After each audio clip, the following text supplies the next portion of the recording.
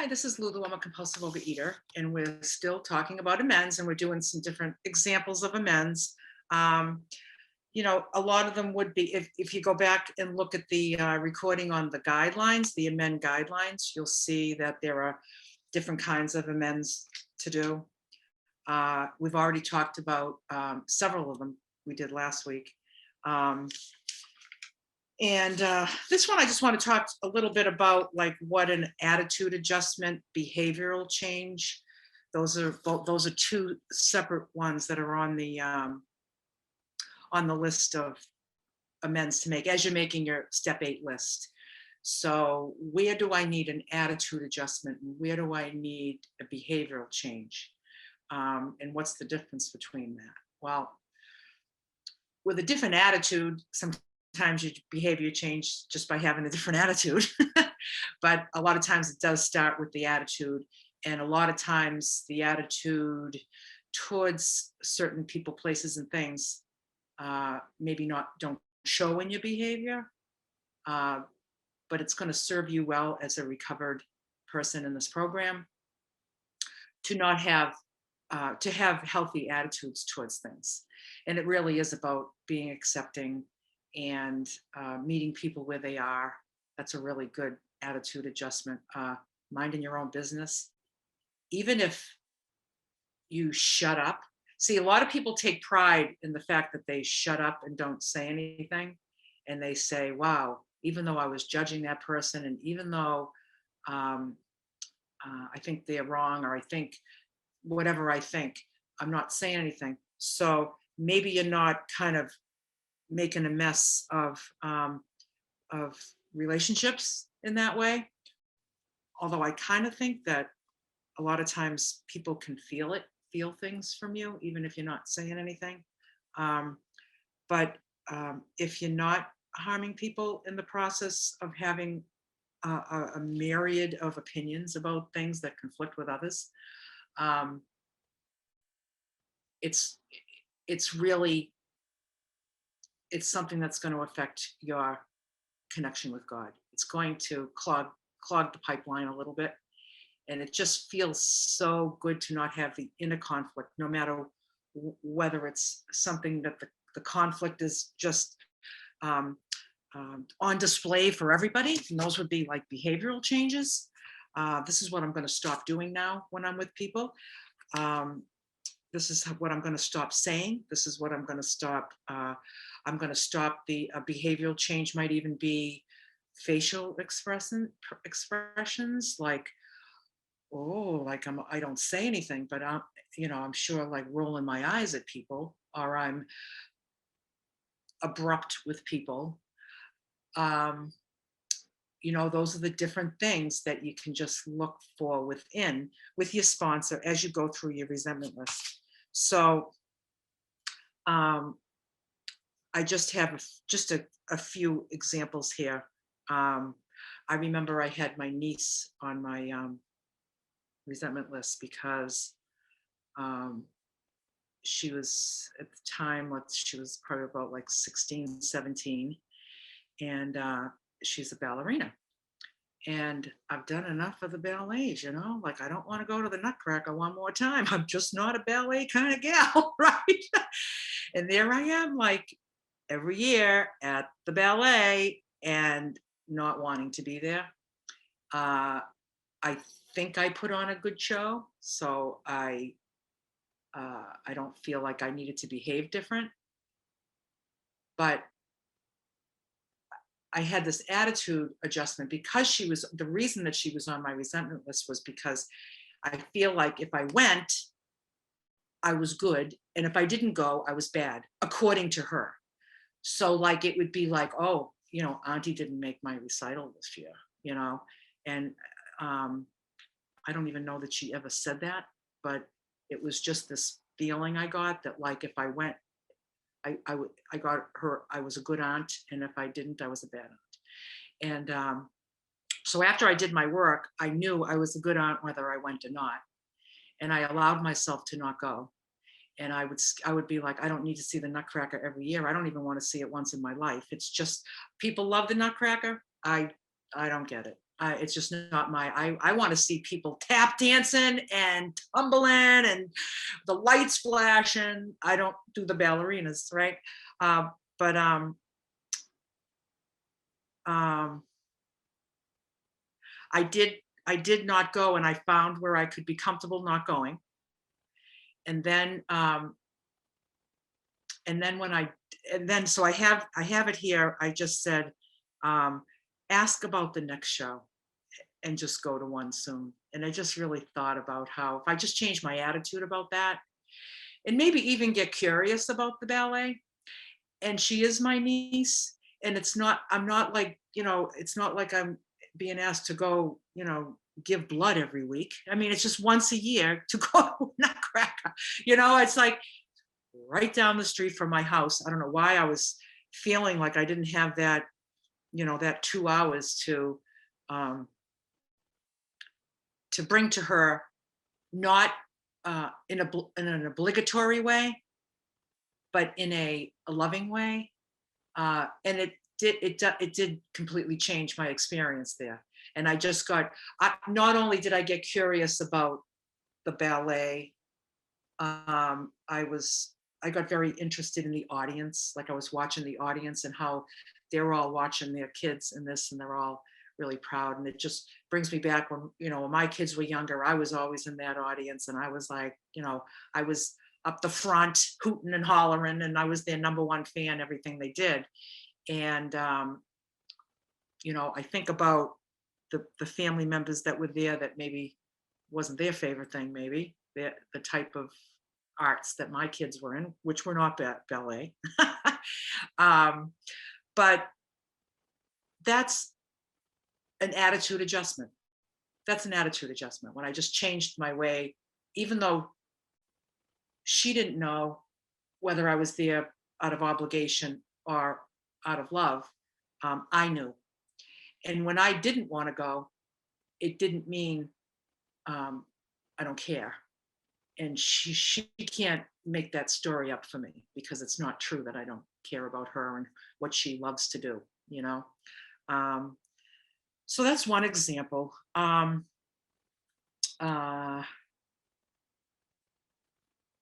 there was a lot of, I'm looking at this list of people that I care about a lot. And I found myself judging a lot. And I just imagined myself in these situations in these relationships where I could be less judgmental and more thoughtful and more meeting people where they are and not categorizing people, including myself. So that as soon as I'm putting somebody in a category, it's something for me to either compete with, or it's for me to aspire to, or who I don't want to be, or who I do want to be. And it's just like, I don't want those relationships to show me who I should be, or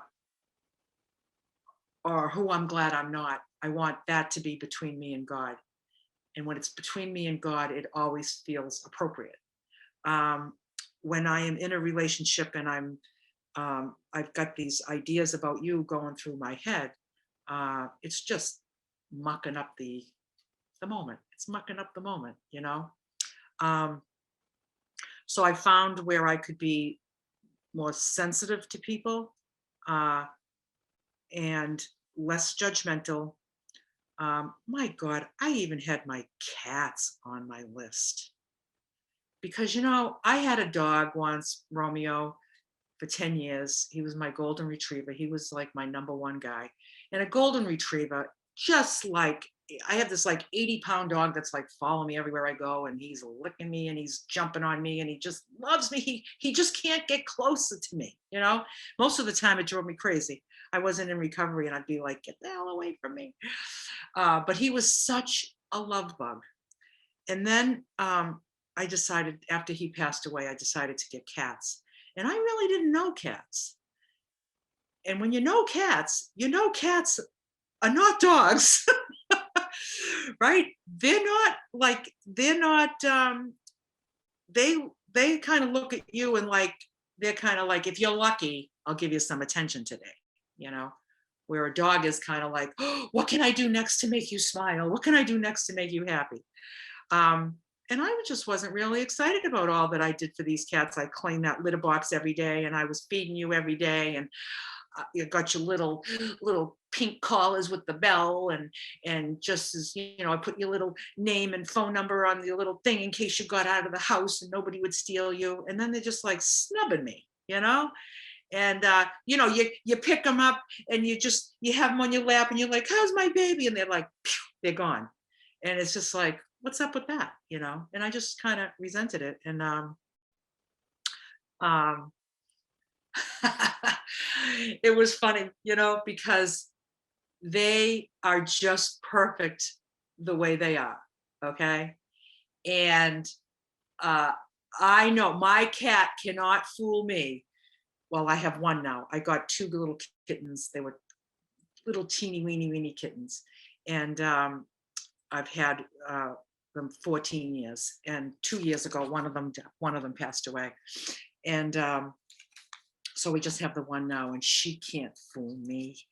I know she's nuts about me. I'm away from home right now. I've been gone for 2 weeks. My son's like, Indy's depressed. She's moping around the house and she's depressed. It's like, I knew it. I knew it. And it just, you know, it's like, I'm not going to expect the cat to bark. You know what I mean? And as long as I'm expecting the cat to bark, I'm always going to come out short. I just let her be a cat. And I just haven't, I've made an attitude adjustment about that. And it's really, what is an attitude adjustment? It's about just being in line with reality.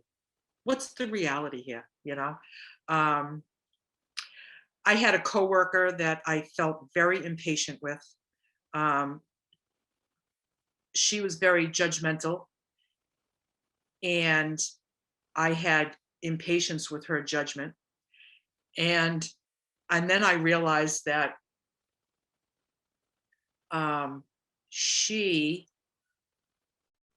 a lot of her opinions and judgments about me came from me bringing up subjects about me.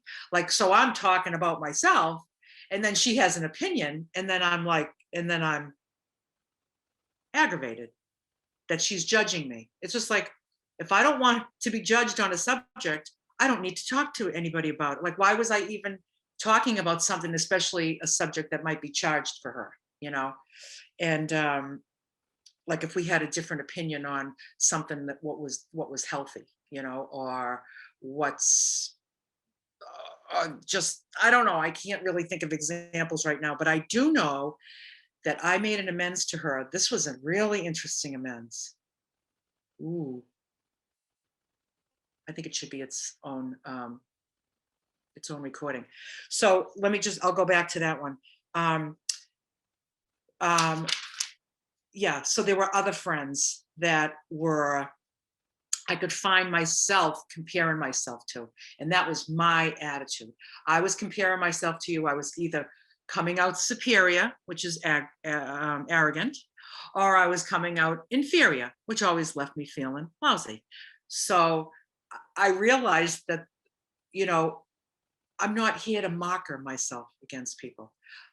When I marker myself against my um, my relationship with God, and always trying to be in aligned with that, that's where I find my ideal, who I want to be, and where I tease out the next best version of myself. It's never with people. It's never, am I better than her? I'm better than her, and I'm better than her. Oh, now I'm better. It's never, it doesn't work like that. I'm less than you, and I'm less than you, and I'm less than you. That doesn't leave me humble. That's not humble.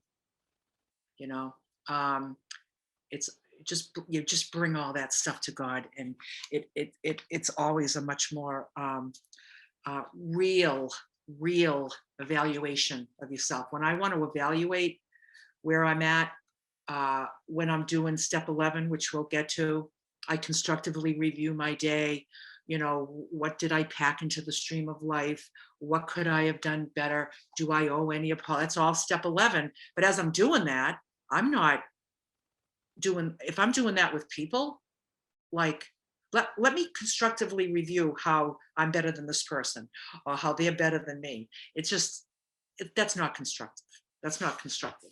That's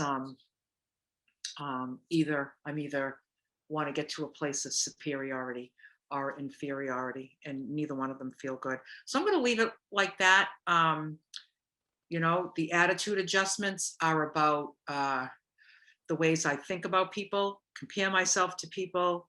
I can be aggravated about people, and behavioral changes are things that I become aware of that might be insulting. It could be body language. It could be if I'm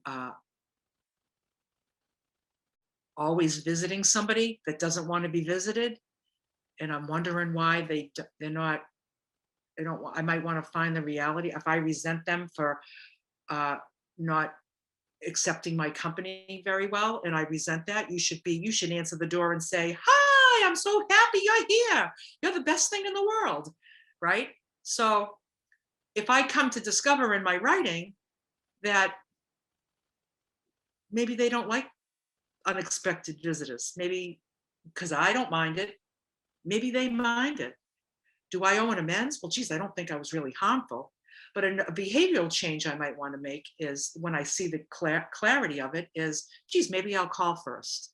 Or maybe I'll, there's some signals there I'm not picking up. Maybe I'll be more aware of what other people choose or enjoy that is different than me. So that would be more behavioral. So I hope that's clear. Do you have anything to add to this, Shalise, about attitude versus behavior, or anything before we move on? I think it was just spot on. I have an example, but I think I want to do it on a separate one as well, because it's not exactly the same. Sounds good? Sounds good. Let's wrap it up. Okay. Beyonce.